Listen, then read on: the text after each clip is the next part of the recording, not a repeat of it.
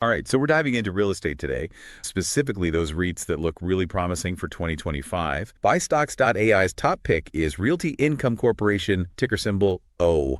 Why this one? Realty Income has this incredible track record when it comes to dividends. We're talking 30 years of straight increases. It's pretty much a dream for those income-focused investors. Wow, 30 years, that is impressive. Does anything match that kind of consistency? Not much. And they're a triple net lease REIT, meaning the tenants handle most of the property expenses. So less risk, much more predictable income for investors. Gotcha. So we've got stability there, but are they just coasting on those dividends? What about growth? Oh, not at all. They're branching out internationally, getting into new areas like data centers. They're definitely not just sitting back. That's good to hear. Yeah. All right, let's switch gears a bit. What about something a little more, shall we say, Vegas? VC Properties, VCI, owns some seriously high-profile casinos and entertainment real estate. Oh, yeah, VCI, that's a fun one. It's a high-yield REIT, dividend yield of 5.4%, market cap of $34 billion.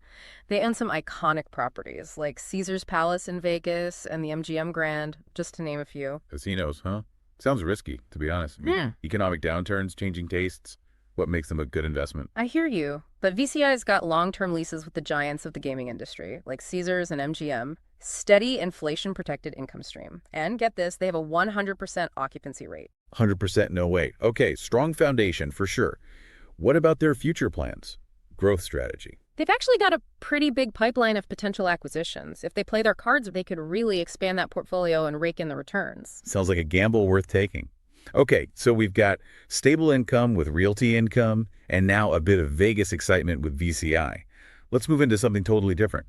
Telecom infrastructure. Specifically, Crown Castle Inc., ticker symbol CCI. They're a major player in this whole 5G boom, right? They basically own and lease out tower and fiber assets to all the big carriers. As the demand for connectivity grows, so does their cash flow. Makes sense. It feels like we're only getting more reliant on our devices, constantly connected. It's got to be a smart play. What are their numbers looking like? Dividend yield's a pretty attractive 6.6%. Market cap sits at $40.9 billion. They're in a great spot for both income and capital appreciation, just riding that growth wave. Nice. And speaking of global reach, let's talk about American Tower Corporation, AMT. They're another big name in the telecom infrastructure game, aren't they? Huge. We're talking the world's largest independent telecom tower REIT. Their portfolio is massive, spanning 25 countries. 25 countries, wow. They're already so big. Where do they even go from here? Is there even room to grow? There's always room to grow. They're focusing on underdeveloped markets right now, particularly in Africa. Big growth potential there. Smart move. Emerging markets are definitely where it's at. Okay, let's switch gears again. All right. Let's look at healthcare real estate. It just seems like with the aging population, that sector's got to be booming. Two big players come to mind. Ventas Inc., ticker VTR, and HealthPeak Properties, Peak. On the money. Ventas, they're big on senior housing and healthcare facilities. And with the U.S. population getting older, specifically that over 80s demographic, those facilities are in high demand. Yeah, it's a trend that's not slowing down anytime soon. Yeah. So they're basically riding a demographic wave. But can they actually capitalize on that? What are their financials saying? They have a 2.6% dividend yield, market cap of $30.9 billion. And they've got those long-term leases with healthcare operators. So pretty steady income. They're in a solid position. Gotcha. And what about HealthPeak? What are they doing that's different? HealthPeak's all about life sciences and medical office buildings. Those sectors tend to be pretty resilient even when the economy takes a dip. And the recent merger with Physicians Realty Trust has really solidified their position. Mergers are usually a good sign. Ambitious, looking to grow. What are their key metrics looking like? Dividend yields at a healthy 6%, market caps at $14.1 billion. They're looking good, ready to take advantage of the growing healthcare market. So both Ventas and HealthPeak, two good options, both playing on that aging population trend. Let's wrap up this first part with a REIT that's riding a different wave. Pebblebrook Hotel Trust, PEB. They're all about the post-pandemic travel recovery, right? Exactly. They're the biggest U.S. lodging REIT focused on boutique and independent hotels. As travel bounces back, so do they. Boutique and independent hotels, that's a good niche. What are their growth prospects looking like? Travel's definitely rebounding. Hotel occupancy's up. Revenue per available room, RevPAR, that's up too. Looking good for those long-term investors who are after capital appreciation. And how about their dividend yield and market cap? Where are those sitting? Dividend yield's currently at 0.34%, market cap's $1.4 billion. Dividend's a little low, but their focus is definitely on growth right now. Makes sense. What's next on the list? Let's jump into a REIT that's all about office and life science real estate, specifically Kilroy Realty, ticker symbol KRC. Gilroy Realty. Okay. Yeah. I know they have a lot of properties in those big tech hubs like San Yeah. Francisco, Seattle, right? Yeah, exactly. Prime locations. But what about all this talk about remote work, the future of work? Is office space even a good investment anymore? That's the million-dollar question, isn't it? Remote work is definitely a thing now, but we're seeing more and more companies wanting their employees back in the office, at least part-time. And those high-quality properties that Kilroy owns, they're in a good spot to benefit from that shift.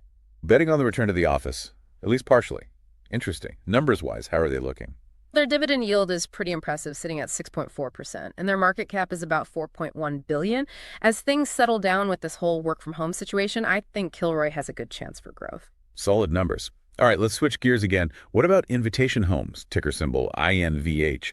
They're focused on a very specific part of the housing market, right? Absolutely. They're actually the biggest owner of single-family rental homes in the U.S., close to 85,000 homes in their portfolio. 85,000, wow.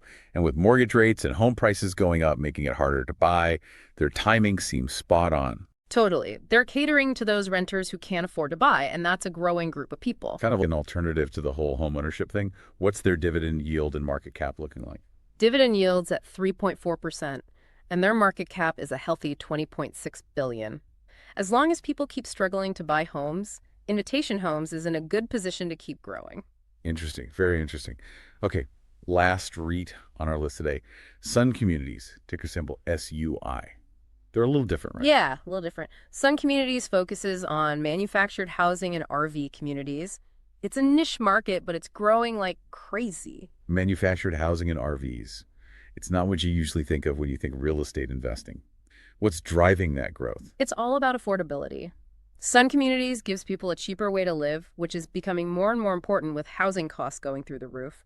They're filling a real need. Smart. They're tapping into those bigger economic trends that are pricing people out of traditional housing. What are their numbers like? Dividend yield, market cap? Dividend yield is 2.8%, and their market cap is $16.9 billion.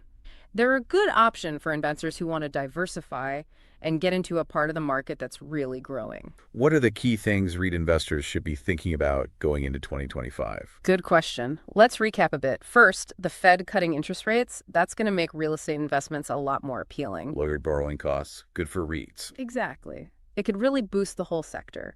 And as always, diversification is key. Spread that risk. Yep. Invest in a bunch of different REIT sectors and you'll have a much stronger portfolio. And don't forget, REITs are known for those reliable dividends. If you're looking for steady income, that's a big plus. Yeah, passive income is always nice. Any sectors in particular that are looking strong heading into 2025? A couple stand out. Healthcare, because of that aging population, and digital infrastructure, with everyone needing to be connected all the time. Those are areas where we could see some big growth. To all our listeners out there, thanks for tuning in. Until next time,